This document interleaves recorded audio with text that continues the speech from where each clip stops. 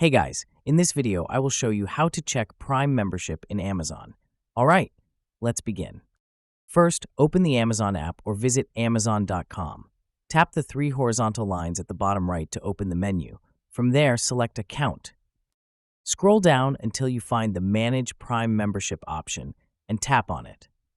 At the top, you'll see a summary of your Prime membership details.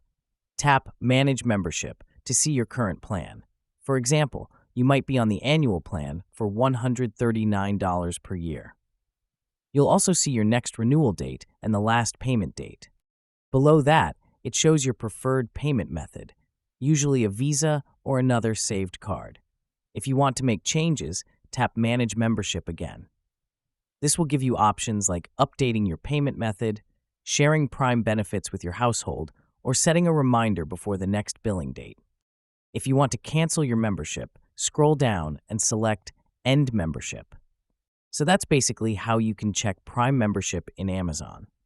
And that's it for this video. If you find this helpful, consider subscribing and giving this a big thumbs up. Thanks.